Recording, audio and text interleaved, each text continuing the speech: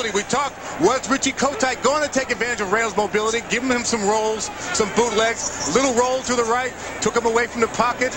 Nicely delivered pass, just not quite short enough, slightly overthrown. Boy, and that was a close one indeed. Buckley timing it. Barnett wanted to push, didn't get it. 2nd and 10. Byers in motion. And again, we've got some line movement, early line movement. Antone Davis that time. Before the snap, 78, ball starts, 5 yards, it's still 2nd down. And George, we talk about the continuing education of Antone Davis, the 2nd-year player. And again, a lot on his mind. You've seen enough tape of him. Give me your synopsis of it. Well, he's a little nervous. Last week, he also jumped off sides against the Raiders early in the first quarter like this. I think as a young fellow who's been struggling this year, there's a lot of pressure on him. He tends to make mistakes in the first quarter. Then he settles down and plays better as the game goes on. 2nd and 15.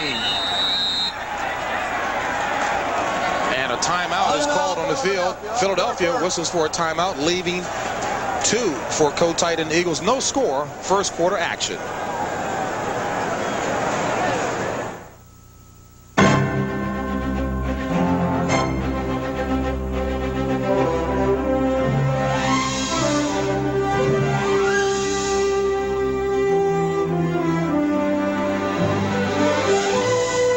Sony introduces the new standard in television, Trinitron XBR Squared.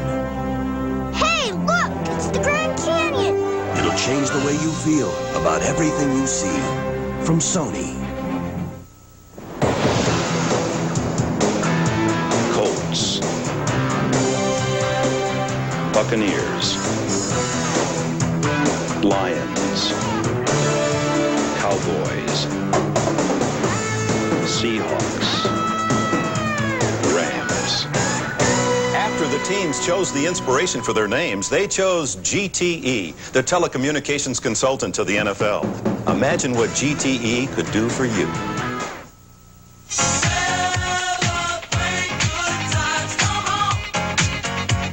It's a celebration.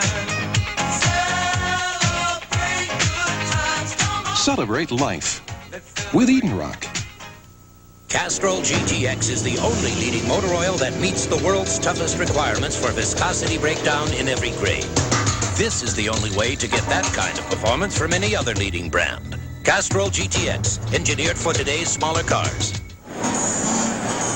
Back here in Milwaukee, no score between the Eagles and the Packers. 11:34 left in the first quarter play. George, there is a guy right there, George Kuntz, who literally hustled his way onto the roster for the Packers. Absolutely. He was an inside linebacker at first, but he had so much speed and was so effective on special teams that Ray Rhodes, the defensive coordinator, said, we got to get this guy on the field in cover situations. He's also the linebacker that will be the spy versus Randall Cunningham in long yardage situations. He'll be tracking Cunningham, keeping him from running.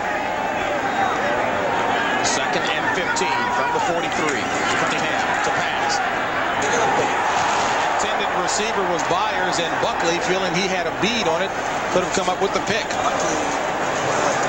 And Terrell Buckley, a very, very, we can't say bashful. I mean, this guy really believes in himself, and that's probably putting it diplomatically. He believes that he is the best thing to come into the NFL in many years. What's amazing is his size. This guy is tiny. Before the game, I was standing next to him. He's listed at 5'9". I think he's closer to 5'7". They say he's 179. I think he's closer to 160. But he's got a lot of heart. He's looking for a big play. He has yet to make one this year. He plays very big. 3rd and 15 for the Eagles.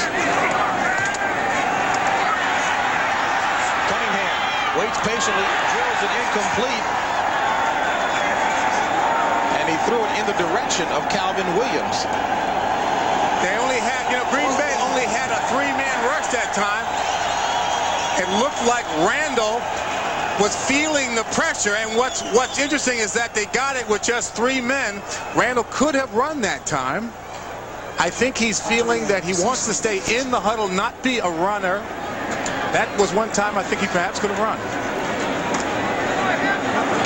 Jeff Fiegels punting for the Eagles. And Terrell Buckley fair catches it at the 15.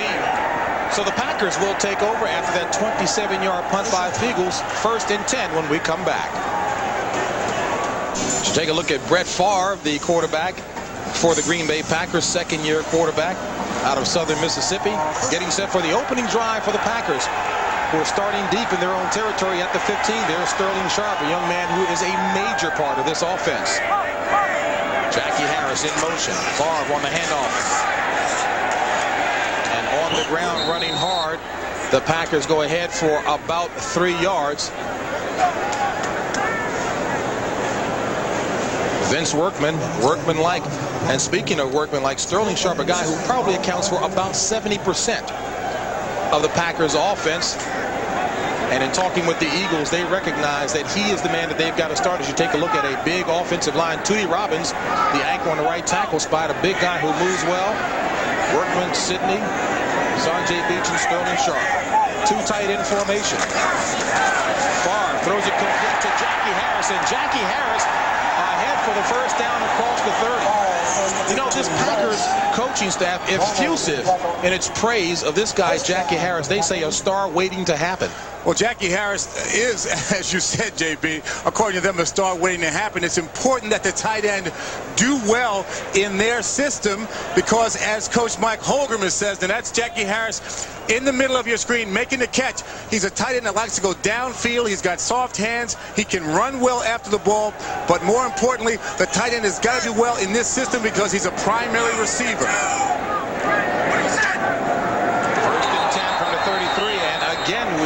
Sides. Now we'll have to see whether or not Jackie Harris actually moved and drew the Eagles off. For the snap, ball start, number 80. 5 yards, it's still first down. And in fact, reason to be a little nervous going against this Eagles defense, which is certainly one of the most feared in the NFL. Clyde Simmons, he may look like a choir boy, but he leads the NFL with 11 quarterback sacks. And talk about an impressive defensive line. Absolutely. Of course, the Minister of Defense, Reggie White, waiting to break loose. Byron Evans having a Pro Bowl type of year. Secondary, a little weak, but Eric Allen considered to be the best by Richie Kotite in the league. 1st and 15. Patiently drills it complete to Sterling Sharp, who now has in 65 consecutive games as he continues to extend his Packer record with consecutive games. And Sharp, one of the strongest wide receivers. I mean, guys don't try to play him bump and run, George. Well, what the Eagles are going to try to do, they're going to double cover him all day long, what they call bracketing on defense, a guy inside and outside or upside and underneath. The problem with doing that to Sterling Sharp is he's physically so strong that he will knock a bump and run receiver, defender out of the way. 2nd and 4. At the 40. Workman. And Vince Workman ahead for, we'll call it 3. Should bring up a 3rd and 1 situation. They get a favorable spot. They call it a first down. So the Packers, with the running game, pick up the first down. Interesting, listening to Mike Holmgren, he says, we were asking him about Vince Workman. I mean, the guy has really improved statistically in a number of categories, but yet they say he doesn't possess an awful lot of talent, but gets the most out of it. Well, Vinny Workman is not the kind of player that's flashy. He's not a big speed guy, but he's a guy that comes to work every day and gets the job done. If you block for 5 yards, he'll get 5 yards and hold on to the ball. Doesn't fumble or turn it over. 8-10 and counting left in the first quarter played. No score, opening drive for the Packers. Favre pumps and throws it complete. Fumble! And it looks to be recovered by the Eagles. Seth Joyner looked to have been the one to knock it loose, and Rich Miano came up with the fumble recovery. 2nd fumble recovery of the season for Miano. This is the kind of thing that gives Coach Mike Holmgren nightmares. As it stands now, the Green Bay Packers lead the NFL in fumbles with 30. It's now obviously 31. No matter how good you play, you've got to hold on to the football.